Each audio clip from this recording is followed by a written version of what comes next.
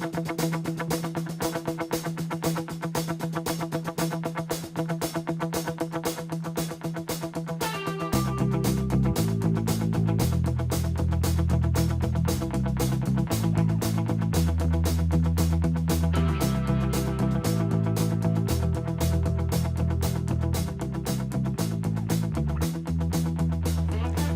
afternoon and welcome into the first episode of Rollin Illini here on WPGU 107.1. I'm Ron Wilson, joined by a bunch of people today. On my left, we have producer man Will Gerard, back in action. Co-host James Boyd, new to the show. Austin Yatoni, here, photography, action. Jason with UPTV. We're on TV this year, guys. Gonna have to look good. And on my right, Tatyana McFadden. How are you, Tatyana? Good. Thank you so much for having me on your show. Of course. So, for James and Will, explain to our listeners a little bit about you guys. Who are you, briefly?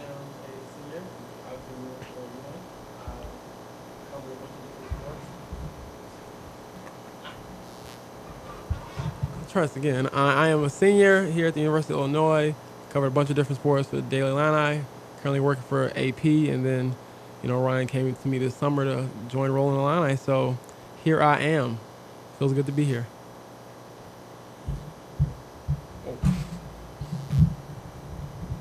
Yeah, it's producer man Will Gerard. We're doing the little mic passing game here at the beginning in the studio, but it's really fun to be back. This is our second year now doing Rollin Illini. We started it late last semester, and it's been cool to see it grow. I think we have a lot of big things in store for this year, so stay tuned, guys.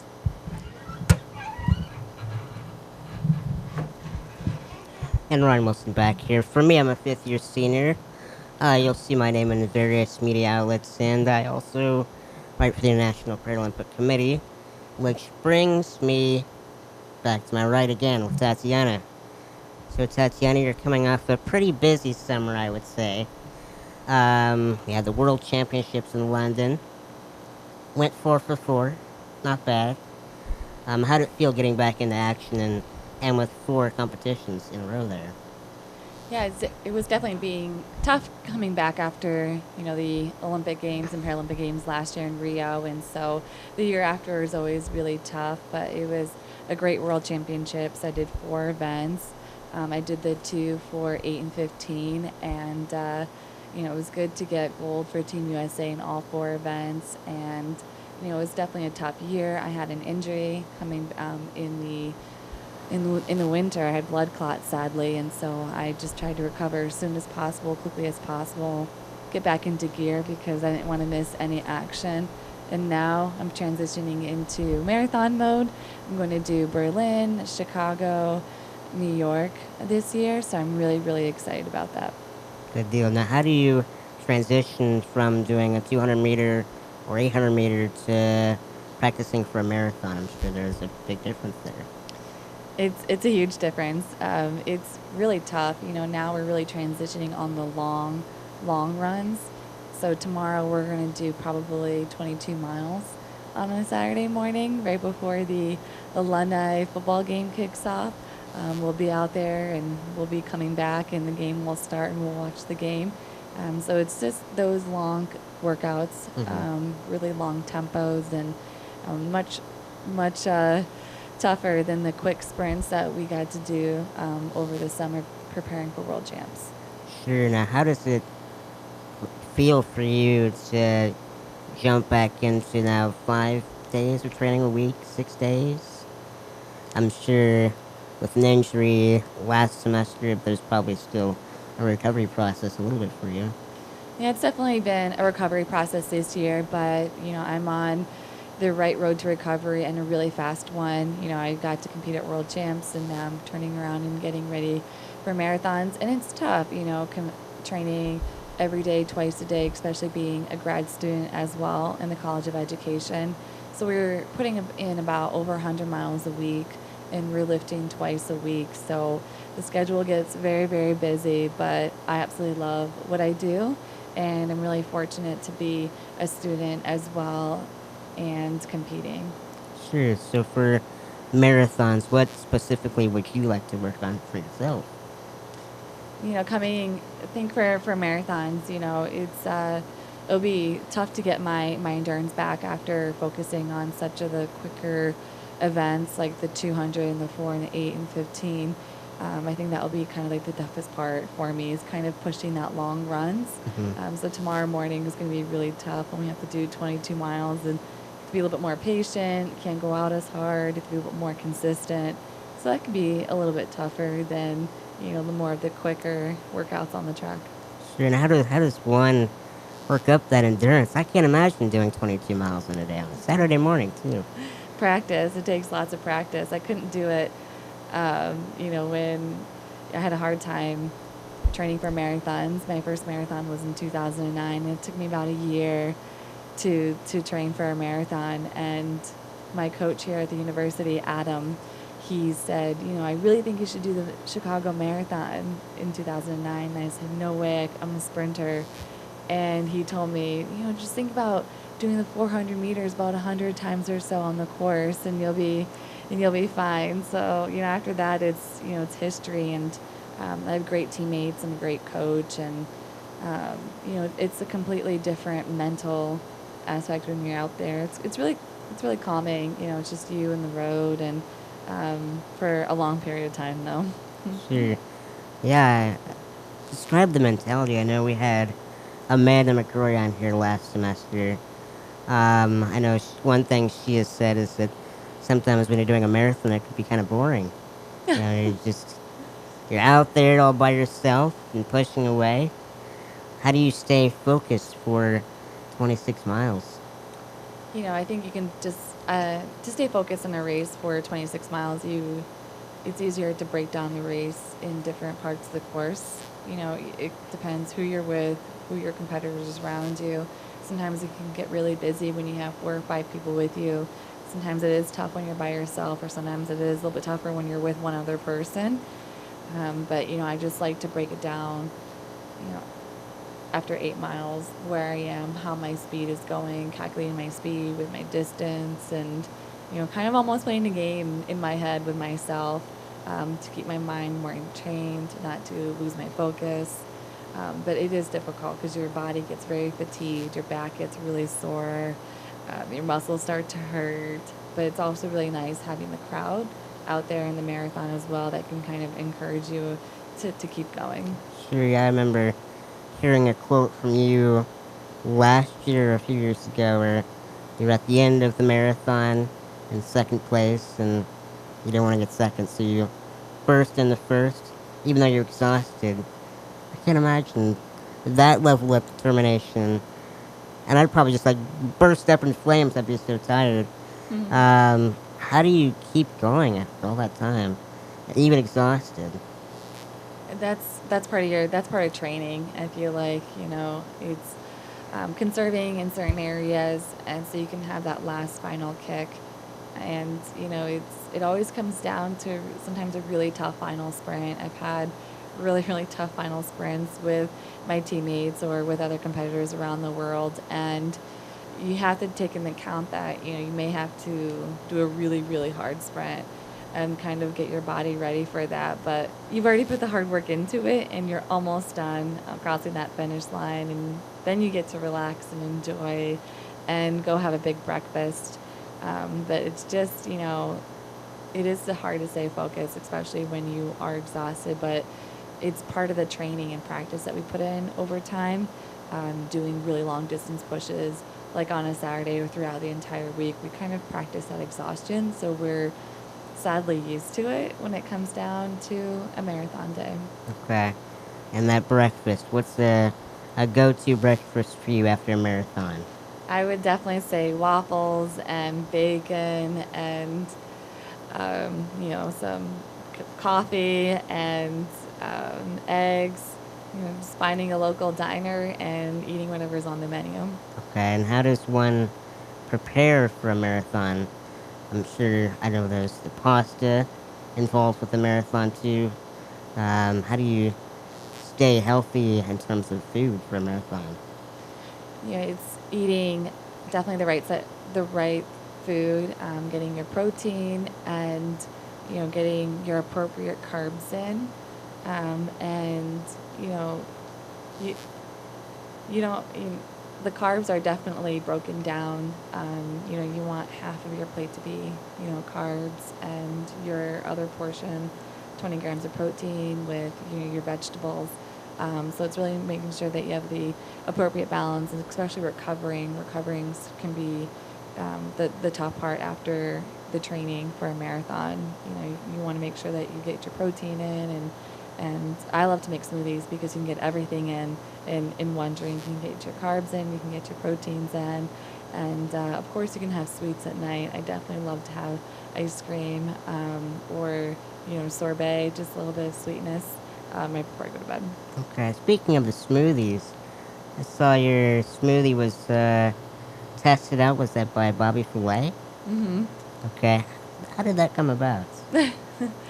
I did a segment with ESPNW right before Rio, and gave my smoothie recipes, and so did other athletes. And he just picked a select of athletes and tried to develop our smoothies. And the unique one won. Mine didn't win, but that was a really cool experience as well. Okay. And what's in your smoothie? I like to put in fruit, yogurt, spinach, maybe some chia seeds, kind of whatever I'm craving as well. Sometimes my favorite is definitely bananas and strawberries, or sometimes I'll make watermelon smoothies or strawberry smoothies. It's unique. Yeah, I heard you reference chia seeds. Tried it for the first time. It's not good by itself. You talked about the getting a master's in education. What do you hope to do with that, and how has that kind of been your, I guess, road, education-wise? So I'm studying to be a child life specialist. So that's where you work with critically ill children in hospital settings. And I decided to go the educational route because you do teach at a hospital. So it's my job to teach children how to cope with their emotions, especially after, hospitals can be traumatizing. It can be really difficult for children, especially newly injured children as well, and adolescents. And I feel like it's my way of kind of giving back to society. Even when I'm done with my degree, I really hope to stay focused on the athletic career part of it. And, I'm starting my own foundation. I'm going to be continuing with the children's coloring book. My other children's book came out on Amazon called Yasama. And so I'm definitely hoping to stick to that route, continue speaking and visiting children at hospitals and schools, and traveling the world. I'm ambassador for Right to Play and for Team for Kids at New York City, and just kind of helping youth get involved with sports. But it's always really, really important to have a degree in case something happens, or if I don't want to do sports anymore. I definitely do love child life as well. So when you're going into like each race, everyone like knows the numbers, they know who you are and things like that. How do you kind of just stay humble in the sense that you still have to like go after? It's not going to be given to you as as much as fans think, oh, she's just going to win it. There's still the preparation, there's still the race, there's still so much to like happen before you get to success. Yeah, for me, it's about staying focused. In each race, there's a certain technique, and in certain competitors, and you have the environment that's a factor as well. Is it windy? Is it raining? Is it humid? So really taking all that into consideration. That's a lot, just kind of preparing for a race that way. And so I just really, really try to stay focused in each and every single race. And the fans do drive me. They're so supportive, and fans are important for what I do. And I absolutely love the support, and they help me keep encouraged and motivated. And they're a good part of that. When we were at World Championships in London, the stadium was absolutely packed, and it was like being at the games there, like I was in 2012. And so I love that. I feed off of that. I think it's wonderful that they have such a huge support in Paralympics, and we hope that it will continue to grow in the United States as well. Yeah, I was going to ask you about that as far as, you have the success for yourself and, the accolades a lot of the times get stuck to you. But when you've reached this level of, greatness, how much do you think that weighs into the advocacy part of just getting Paralympics out there, letting people know that, yes, we do like compete just as anybody else does?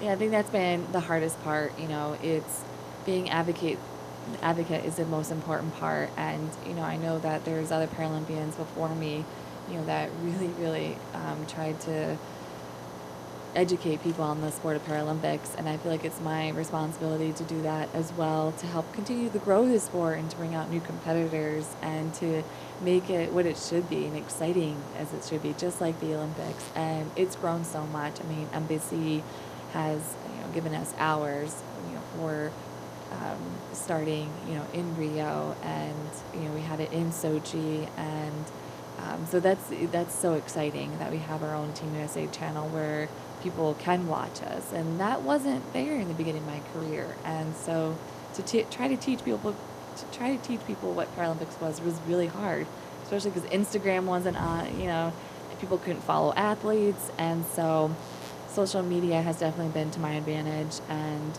the media has been absolutely wonderful, and that's a huge advantage for us as well. And I think the growth of it has blossomed so much, and I can't wait to watch it grow even more. It's just like Serena Williams, who took tennis to where it should be, and she really pushed the sport to where the level that it is now, and so she paid that access not only for women but for tennis as well. And she just gave birth to a baby today, and so she's one of my idols. And so I know it's growing, and that it will continue to grow. Have you had a chance to kind of look, just not, since it's not over yet, your journey and everything like that, but just having a chance to look back on, maybe how far you've come individually as an athlete, and then, as you said, as the sport has grown, how is that kind of, do you reflect a little bit every now, or is that like end of the year type of thing, or how does that kind of go for you? Yeah, I definitely do have my moments of reflecting. The year can be so busy, so sometimes it is at the end of the year where I do take time to reflect, especially after Rio, just such an amazing accomplishment, and medaling in all those events, and having just such wonderful sponsorships and support from my family and friends and fans and this university. It's just been huge to watching it grow, and it's been wonderful having the support of the university and watching that grow as well. I mean, it's absolutely amazing that people on campus know who we are and know about wheelchair racing and wheelchair basketball. So to have the support from the students is huge, and it's wonderful. And it's been a really exciting journey, and I've been having so much fun, and I'm continuing to have fun, and I'll definitely be in this sport for a long time. So I think after that we're going to take a quick commercial break here on Luana and WPGU 1071.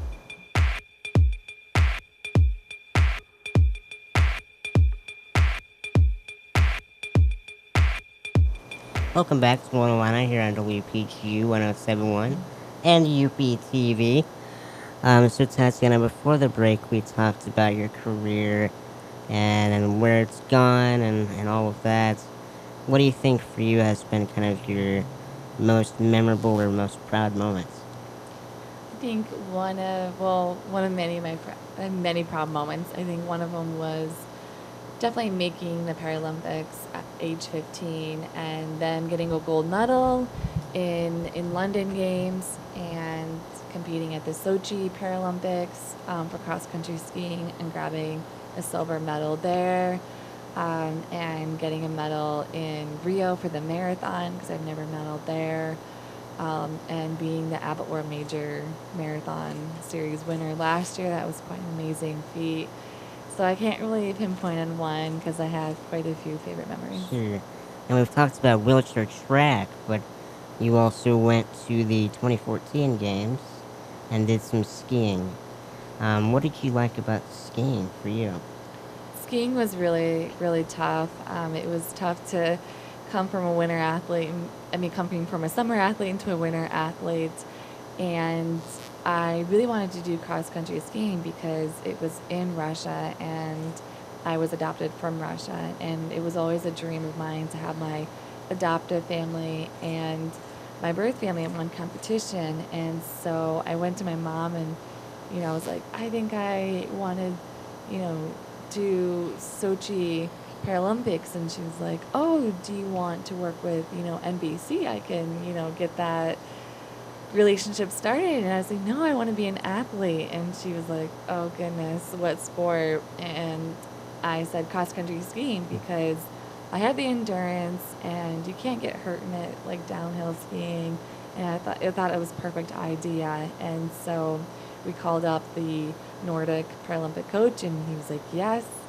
And it was one of the hardest things I've ever trained for in my entire life. The technique was the hardest thing to get down. And I almost didn't make the team. I had three world championships to qualify for, and I didn't qualify for the first two. And the only reason why I qualified the last one was because I made it into the finals, into the sprint.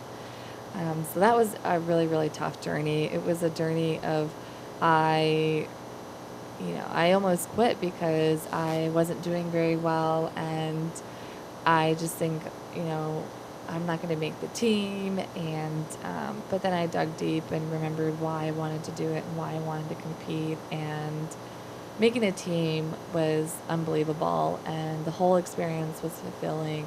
But getting the medal in the sprint was just like the cherry on top. So what did it mean to you to have your birth mom there and your whole family there with you? It was a fulfilling moment for me. My childhood dream came true, and it was just an unbelievable moment. And I think a success story as well. Being adopted, and especially from Russia, showing that you can, having a disability, you can live a normal life. Sometimes in other countries, when people have disabilities, they automatically don't get an education, they don't get that right, and they don't get a right to go to work or to travel. And so it was amazing just being that success story and to kind of being able to share it with the world. Sure, yeah, I know. Just from your social media posts, you've talked a lot about bringing people together, and you've included a lot of hearts, which is always great. When you go from these different countries, and do you feel like as the Paralympic movement has grown, do you feel like the perspective on people with disabilities has changed?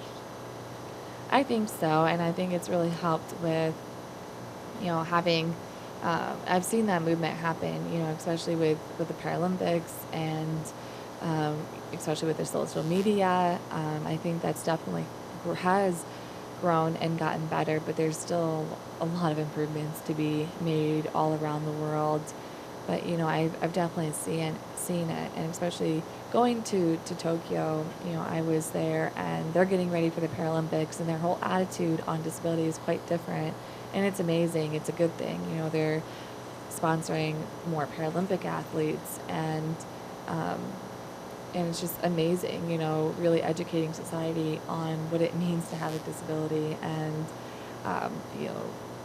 that they can do anything that they want to, and it's just amazing. We've seen that throughout the Paralympics, of all the games that I've been into, and sharing my story, also public speaking and traveling the world and being part of different groups like Team for Kids, and being the ambassador for youth to get involved with running. Doesn't matter if you have a disability or not, but we have that common shared ground of running, and so bringing the community together like that is really huge. Sure. Going back to one thing you brought up, I feel like this could be answered a million different ways, but to you, what does it mean to have a disability?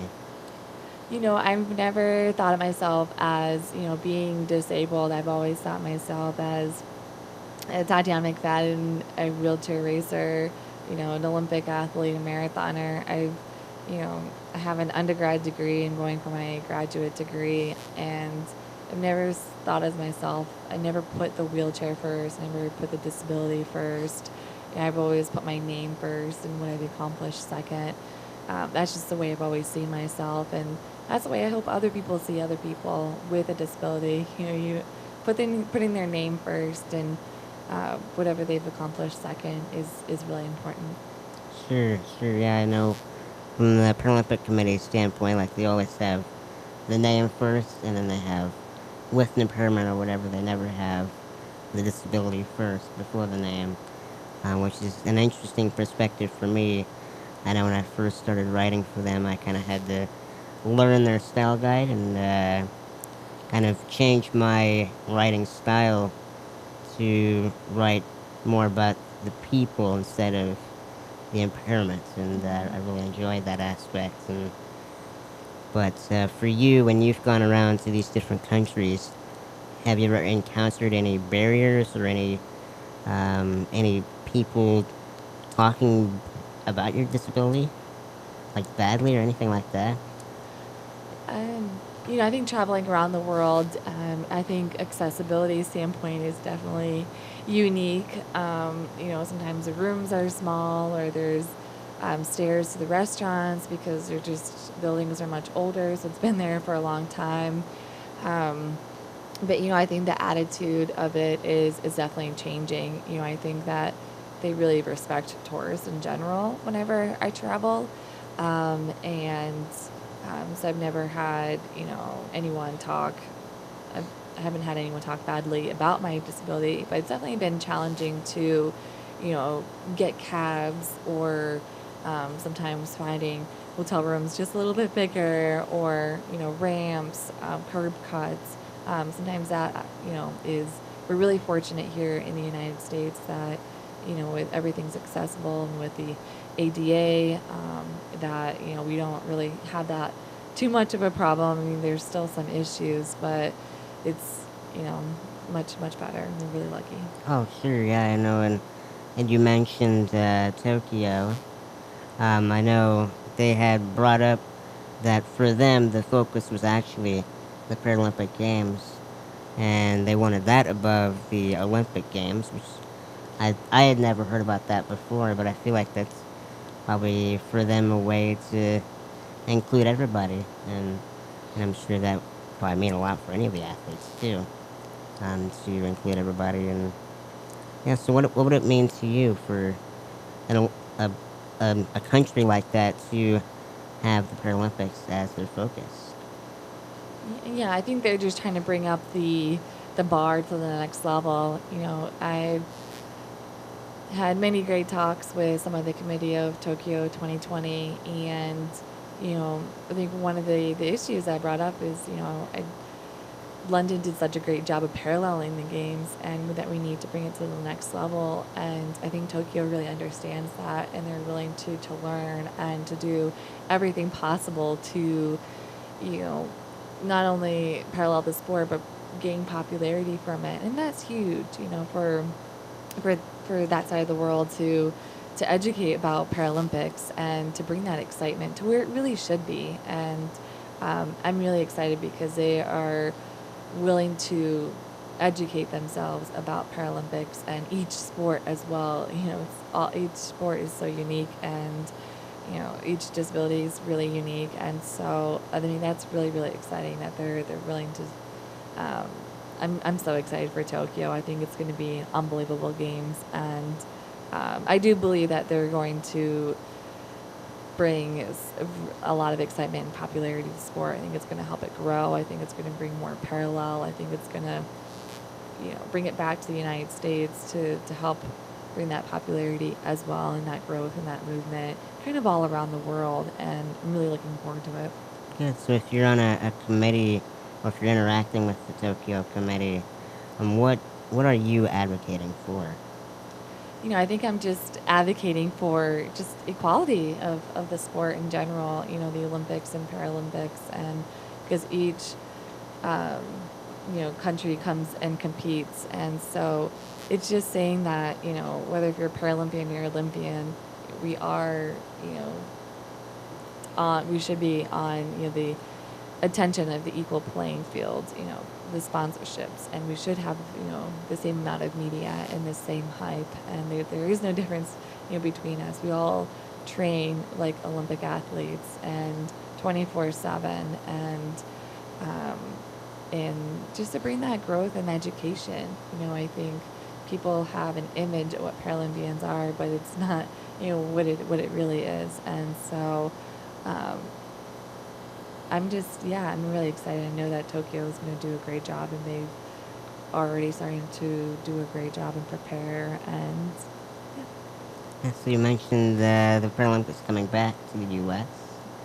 If it was in LA in 2024, which is very likely, do you think you would be there competing? yeah, so LA won it in 2024, and so I hope to be there. I'll be 39. So I hope I can still be competitive enough. I really want to compete in the U.S., especially if it's going to be one of my last games. That would be my dream to have it, to compete here in the U.S., kind of, maybe ending my career. But I think LA is going to do such a great job, and I think that it's going to be unbelievable and phenomenal if LA wins. I mean, they did win, but I think it's going to be an amazing games, and it's going to bring a lot of hype and a lot of growth and movement for us. All right, so you talked a lot about traveling the world, obviously, for the games and everything. So how do you think, I guess, the traveling and, stamping your passport has helped you, grow as an athlete, but also, like, as a person, just to see so many different perspectives? I love traveling the world, and I love meeting new people, and I love hearing other people's stories and their stories, and it's probably my favorite part. I mean, I do really enjoy it.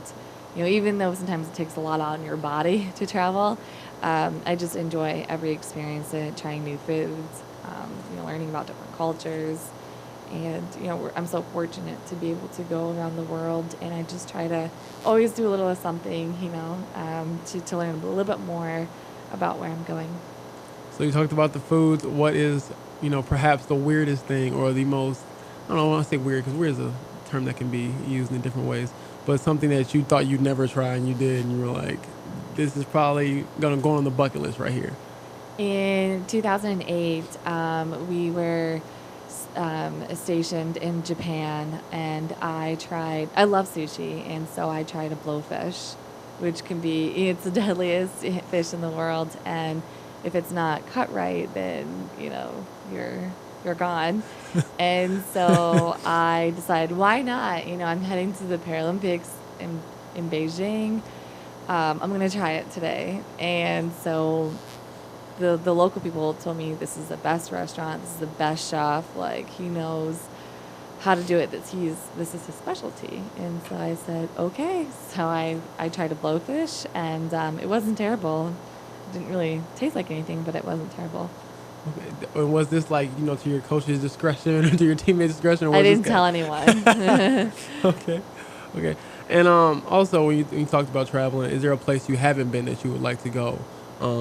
Maybe not you competing, but just, I guess personal, just to see another place in the world that maybe you haven't been to. That's a good question. I think for me, I'd rather go maybe like not for competition, maybe for competition, something more like tropical. I've never been to Hawaii, and I've always wanted to do the marathon there. I think that would be amazing. It's in December. It's always around the time when we're vacationing, so maybe one year I'll do the marathon in Hawaii, because that would be really quite beautiful to end on the beach and then go straight to the ocean when you're done racing. And then, like you always say, you have the time, the downtime. What's it kind of look like as far as like the layoff when you go in between like different seasons or different events? Because at one hand, you're in season, you train so hard for a marathon, but then not too long after that, you might have another marathon. So how does that kind of, I guess, break down or look like? We never really have like off time. In August, we have about like a week or two where we can just kind of take a holiday vacation with our families. or around Christmas time, we go to Mexico, as a family, just a vacation, just to get away, not to train, just to relax, lay by the beach, lay by the pool, really enjoy that time. And that's going to be important because, like last year during Rio, I didn't have any off time, no vacation. It was going the entire year, and that can be exhausting. And so it's really important to kind of take that time when you have it and when you can. Like to do Thanksgiving with family and not be training, and to do Christmas with family, not be training. So whenever I can get that time, it's wonderful, to see family and friends and just to lay low. What's the family relationship like when you're always, kind of gone or going places? I joke with my parents. I was like, when I go to college, I'm not going to call. I call them like every other day, it seems like. So what's it been like for you? And what is it like when you finally get to just have a couple days to spend it with those that really, have been there throughout everything besides just the sports? Yeah, I mean, we just relax and do nothing. We just try to, have game nights and, movie nights, and just try to all be there together. Maybe road trip to the beach, or, like for Christmas, around that time where we're in Mexico together. And yeah, it's just nice just to kind of do nothing because we're always doing something, and just to be around each other and just really enjoy that company. All right, we'll be right back here on Rollin Illini on WPGU 107.1 and UPTV.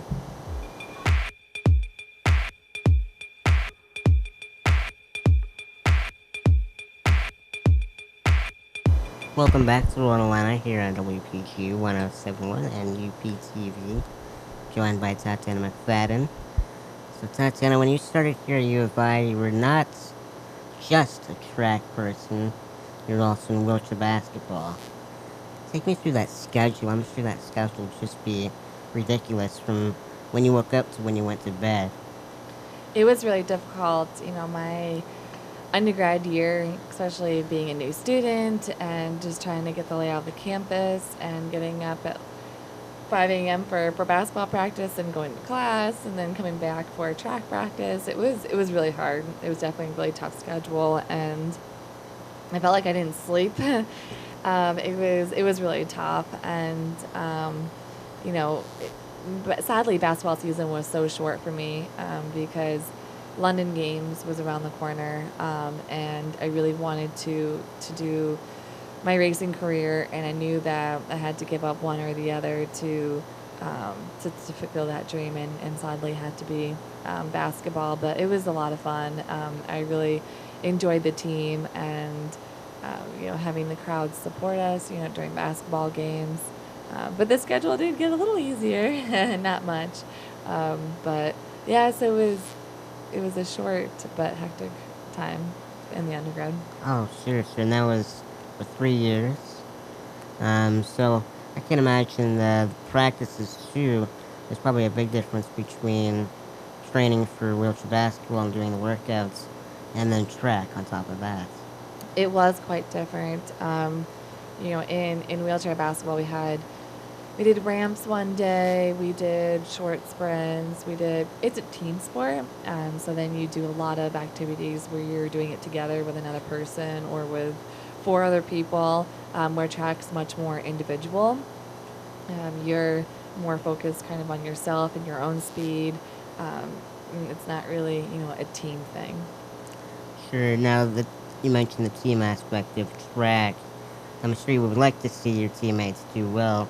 But on the other end, how much of you wants to kind of be in the top of it? I think we all have, when you're coming down to competitive, especially at World Championships or the Olympics, of course, everyone wants to get to the top. But it is really, really nice to have Team USA up there, and especially when we had that sweep in Rio. There's nothing better than having your teammates by your side.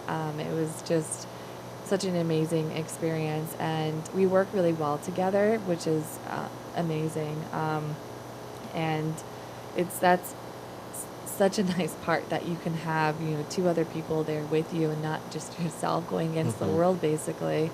And it's just phenomenal that we can work together. In the past, I haven't when I started my career, wasn't, into the longer distances, but when I was trying to, learn the longer distances, I was mostly by myself until I could reach that point. But when you were able to work with other people, it was really nice to be able to share, the workload and to make sure that, the three of us can get through Team USA, can get back up top. And, it's great that we're all alumni and that we have a great coach who can, coach us through individual races. So what does the team look like for this year on Team USA? Are there any big, strong contenders coming up in the ranks for you? Well, we just had World Championships this year, so next year will be an off year. Of course, we had Amanda and Chelsea there. Great, strong competitors, and we did really well. So that was, amazing. And hopefully we can get stronger and that more athletes will come out. And we have Susanna, who's also on the team, and she's phenomenal, really, really strong athlete as well. So it's nice having, the four alumni. It's really, for the women's side, on the middle and longer distance, I really do enjoy that. And my sister Hannah, she's more of a sprinter, so that's awesome as well to have a sibling compete with me. I enjoy it, I really do. It's nice to have people that you know or family competing with you, and you always hope the best for each other. Oh, sure, and I know Adam, the coach, definitely finds a way to get everybody involved, and at least when I went to a few practices, he would be joking around a lot. And what does that mean to have somebody like Adam keeping the atmosphere up and keeping everybody on a positive attitude? It's amazing. Adam's an amazing coach, and he's one of the best coaches in the world. There's no doubt about that. And it is hard because we're a big team now. I think there's like 27 plus athletes now, and to watch the team grow is absolutely amazing. And he has a big job, a lot of athletes, and he does a great job focusing on each individual goals as well. And I don't know how he does it. He's amazing at it. And at practices, if we have questions, we can go to him individually or as a team. And he does. He keeps everyone's spirits up. He always tells a joke in the morning, at least one before we head to practice. Great person. And he does really, really great. I'm sure you know the scooter or the moped he rides around on the track. I know last year when I went, last spring, he was in like a moped and he was on the track and That's my sister's scooter. Oh, okay. Yeah. Now, can you go faster than the scooter? We can. We need to break the hard wire on the scooter so we can break the speed. We need an engineer to do that. So any engineers out there, if you can come and to Dres and break the code on that, we would really appreciate that. So when you're going into practice and things like that, I guess how fun is it just to know that you're going into people that have the same amount of passion for it, just as you? Because you can always have growing up, you have people that are on your team, but then you have the ones that are really, there for it. And then to know when you get to Team USA, you have people that come from the same school as you as well, to just have that same amount of passion. It's really nice because I feel like we're family, especially because coming from the same school, and we've been together for so long, for years, and it's just amazing because we can understand each other if we're having a hard day, a tough day, or a really, really good day, and that's just amazing to have other people that we can lean on. They can lean on me, I can lean on them, and it makes it so much easier because in the past, when I was so young, starting out in the games, it was really tough. I was kind of going in not knowing anyone at the age of 15.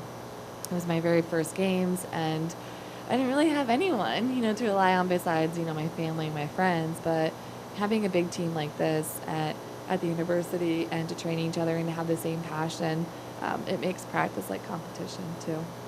So you talked about starting when you're 15, how for you, I guess, has the journey not become monotonous and not, in this routine of constantly having to train? How have you kind of just stayed engaged as far as, I guess, starting with the same passion and still keeping that same passion and flame through? Obviously you have ups and downs, but overall, still wanting to do it day in and day out, even when it's not, the most fun workout or the most fun training regimen? I mean, I really do love it. And some days are hard, if you're sick or you're tired or if it's raining outside, it is really tough. But at the end of the day, it feels really good to get that workout in and done. You do feel a lot better. And, it's my job. It's part of it. Sometimes we all have to go into work when we don't want to. But, you kind of have to, in order to get better, in order to learn that skill set, in order to prepare for, the next race. It is all part of it, but it is that love and passion, definitely. It would be really hard to go in to training every day if I didn't like it. Fair enough. Mm-hmm. And then starting off, I'm thinking like, hey, I don't have the passion for a lot of things like that. I'm thinking about the training, but that's why people like you. And also when you started out, obviously you didn't know it would be like this, but when did you kind of see that you could do this for a long time and not just do it for, like I guess that first goal you had was showing your family that you could do it and seeing them, but, I guess how has your dreams kind of changed or shifted since then?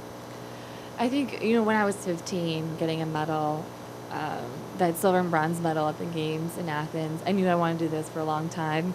I kind of got hungry for it at a really young age, being on the medal stand. And I just wanted to do better. I wanted to do better for myself and for the country and to really bring the sport to the next level. So I knew then, at the age of 15, that I wanted to do this for a long time. And what does it, I guess, feel like, even just perspective-wise, every time you put on the Team USA, jersey and having those 3 letters come across your chest? It's cliche as it sounds, and everyone always talks about it. I've never done it, so what does it mean just for you? It's honor and it's hard work, and it's a dedication and a drive. Not everyone, like you said, gets to put on, a Team USA and march out and be at opening ceremonies or be on the medal stands in front of the world, and it's an amazing feeling. And to compete for your country, it's just an honoring moment and humbling moment, and you put in that hard work and that dedication, and you're one of the athletes that made it, and I think that's one of the things that's so special. So when you get to these moments, even though you've earned your right to be there, have you ever had a time where you're kind of like starstruck, like, oh my God, like this is so and so? Like, has there been been another athlete like that for you? I think definitely starting in this sport, Chantal, was my idol, and sadly she retired in Beijing. But I think when we work with other athletes in different sports and with sponsorships, I think you can definitely get starstruck in other ways as well. Like working with Sonia Richards-Ross from the Olympic side, or meeting the different basketball players or different other Olympic athletes from different sports, like the gymnastics team, when we do events together. I think that's really cool, that we can all kind of come together at one point, and see everyone. That's the really exciting part. That happens, when we go to like Team USA award shows. It's really cool to kind of see all the athletes there, or for some sponsorships, or maybe at different events. That's the cool part. I know definitely when you've gone around, I've seen pictures on social media of you with various Olympic and Paralympic athletes. I'm sure you've made a lot of friends from the Olympic side and meeting all these different people for sure. So what does it mean for you to, like James just asked, to connect with these Olympic athletes and talk about your own sports? Yeah, I think it's awesome to kind of learn about each other. There's some things I don't know about the training of their sport. This year, some of the athletes that I got to be with a lot with was like Nathan Adrian. He happened to get sponsored by BP and Coca-Cola and BMW with me at the time for Rio. And it was just amazing just to talk to him about his training schedule and what he does. and some of the gym exercises, and I'm like, oh, I do that too sometimes with the medicine ball, or yeah, I eat that, or I don't eat that, or and because we are all athletes, and we do have a lot of things in common, even though our training is very quite different. So it's kind of cool to kind of experience that and to kind of relate. I mean, that was really cool too. We're just normal people doing extraordinary odd things. Oh, sure. And I know your image has been on McDonald's cups and Coke bottles. Are you ever surprised to see your name referenced here or your image there? Has it ever surprised you to see somebody talking about you in such a big light? I think that definitely has, grown. It was really cool to have Coca-Cola as one of my sponsors and to be on the Coke can. That was the first time for them to have a wheelchair racer on a Coke can, and I think that was amazing because, people can kind of see like, oh, that's so cool, like, who is this? Or I know her, and I think it kind of brought more growth and education of the sport. And it was such a cool can, and it looked amazing and beautiful. And it's amazing that they had such variety of athletes in different sports. They did a great job, and that's about paralleling the sport. And same thing with BP and with my other sponsors too.